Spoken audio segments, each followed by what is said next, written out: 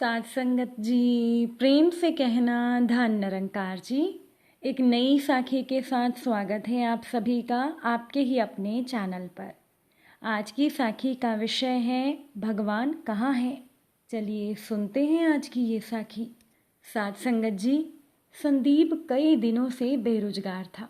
एक एक रुपए की कीमत जैसे करोड़ों लग रही थी। वो इसी उठापटक में था कि कहीं उसकी नौकरी लग जाए। और आज उसका एक इंटरव्यू था, पर दूसरे शहर जाने के लिए संदीप की जेब में केवल 10 रुपए थे और उसे कम से कम 200 रुपयों की ज़रूरत थी।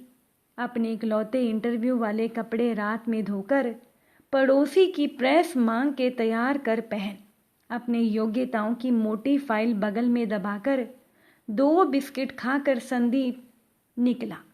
लिफ्ट ले पैदल जैसे तैसे चिलचिलाती धूप में तरबतर, बस इसी उम्मीद में स्टैंड पर पहुंचा कि शायद उसे कोई पहचान वाला मिल जाए जिससे सहायता लेकर वो इंटरव्यू के स्थान तक पहुंच सके।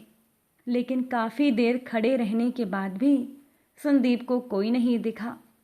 उसके मन में घबराहट और मायूसी थी कि मैं अब क्या करूँगा, कैसे पहुँचूँगा। पास के मंदिर में वो जा पहुंचा। दर्शन कर सीढ़ियों पर बैठा। संदीप के पास में ही एक फकीर बैठा था। उसके कटोरे में संदीप की जेब और बैंक अकाउंट से भी ज़्यादा पैसे पड़े थे। संदीप की नज़र और हालात समझकर वो भिखारी बोला, कुछ मदद चाहिए क्या? अब संदीप भी अपनी बनावटी मुस्कुराहट के साथ बोला, आप मेरी क्या मदद करोगे? भिखारी मुस्कुराता हुआ बोला, तुम चाहो तो मेरे पूरे पैसे रख लो। संदीप हैरान था कि उस भिखारी को कैसे पता चला कि उसे पैसे की ज़रूरत है। संदीप ने कहा, क्यों? भिखारी ने कहा, शायद तुम्हें ज़रूरत है। संदीप ने भी गंभीरता से कहा, ज़रूरत तो है, पर तुम्हारा क्या? तुम तो दिन भर मांग कर कमाते हो। भिखारी हंसता हुआ बोला, मैं नहीं मांगता साहब, लोग डाल जाते हैं मेरे कटोरे में पुण्य कमाने के लिए। मैं तो भिखारी हूँ, मुझे पैसों का कोई मोह नहीं। मुझे सिर्फ भूख लगती है, वो भी एक समय, और कुछ दवाइयाँ बस। मैं तो खुद ये सारे पैसे मंदिर की पेटी में डाल देता हूँ। भिखारी सहज था कहते कहते। ये सुनकर संदीप ने हैरानी से पूछा, फिर तुम यहाँ क्यों बैठते हो? भिखारी मंद मंद मुस्कुरा रहा था और कहने लगा, ज़रूरतमंदों की मदद करनी। अब संदीप उस भिखारी का मुंह देखता रह गया। उसने 200 रुपये संदीप के हाथ पर रख दिए और बोला, जब तुम्हारे पास रुपए होंगे तो लौटा देना। संदीप उसका शुक्रिया जताता हुआ वहां से अपने गंतव्य तक पहुंचा। संदीप का इंटरव्यू बहुत अच्छा हुआ और उसे नौकरी भी मिल गई। वो खुशी खुशी वापस आया। उसने सोचा कि मैं उस फकीर को, उस भिखारी को धन्यवाद दे दूं। संदीप मंदिर पहुंचा। बाहर सीढ़ियों पर भीड़ लगी थी और वो भीड़ को हटाकर जब आगे पहुंचा तो उसने देखा कि फकीर मरा पड़ा था। संदीप हैरान हो गया। उसने आसपास के लोगों से पूछा कि ये कैसे हुआ। पता चला कि वो भिखारी किसी बीमारी से परेशान था, सिर्फ दवाइयों पर ही जिंदा था, और आज उसके पास दवाई नहीं थी और ना ही दवाइयाँ खरीदने के पैसे थे। संदीप अवाक सा उस फकीर को देख रहा था। अपनी दवाइयों के पैसे वो भिखारी, वो फकीर संदीप को दे गया था, जिन पैसों पर उसकी जिंदगी का दारोमदार था, और इन पैसों ने संदीप की तो जिंदगी बना दी थी। अब वहां मौजूद भीड़ में से उस फकीर को कोई गाली देता हुआ बोला, अच्छा हुआ ये मर गया, ये भिखारी भी बोझ होते हैं, कोई काम के नहीं होते। संदीप की आंखें डबडबाई। संदीप के लिए वो भिखारी कहाँ था? वो तो उसके लिए भगवान था, नेकी का फरिश्ता था। कहते हैं कि भगवान कौन है, कहाँ है, किसने देखा है? बस भगवान तो जैसे संदीप को दिख गए, इसी तरह से मिल जाते हैं। साथ संगत जी, बहुत से लोग तो कहते हैं कि भगवान है ही नहीं। लोग कहते हैं यदि वो है तो उनको दिखाओ कि वो कहाँ है। देखिए, सबसे बड़ी बात है कि भगवान को देखा तो जा सकता है, लेकिन भगवान को दिखाया नहीं जा सकता है। बहुत शांत होकर, गंभीर होकर सुनिएगा। उसको देखना तो मुमकिन है, पर उसको दिखाना ये मुमकिन नहीं है। अब एक बार किसी संत के पास कोई जिज्ञासु आया और उस संत को कहने लगा कि महाराज, तुम भगवान की बात करते हो तो मुझे दिखाओ कहाँ है तुम्हारा भगवान, वो मुझे क्यों नहीं नजर आता। तो संत ने उस युवक को कहा, भाई भगवान तो अनुभव की चीज़ है, मैं तुम्हें कैसे दिखाऊं। मैं अनुभव कर सकता हूँ, मैं उनको देख सकता हूँ। मेरे भजन से प्रसन्न होकर भगवान मुझे अपनी झलक दिखाते हैं, पर मैं तुझे कैसे दिखाऊं।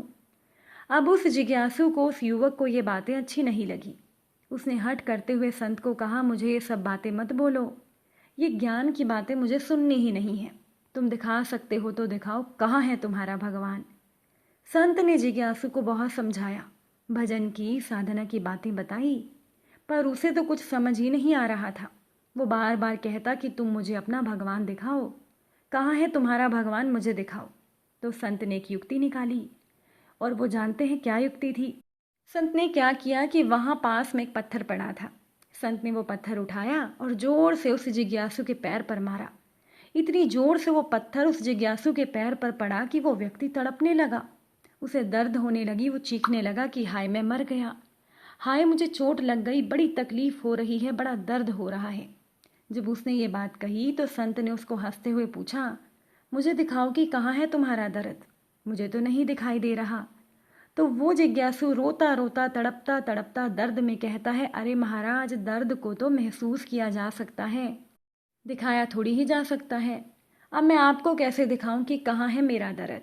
तो ये सुनकर संत ने हंसकर कहा, पागल, इसी तरह से तो मैं तुझे समझा रहा हूँ कि परमात्मा को दिखाया नहीं जा सकता, पर उसको देखा जा सकता है, उसका दर्शन किया जा सकता है। और ये दर्शन भी वही कर सकता है जिस पर वो भगवान खुद कृपा करे। एक आदमी हमेशा की तरह अपने नाई की दुकान पर बाल कटवाने गया।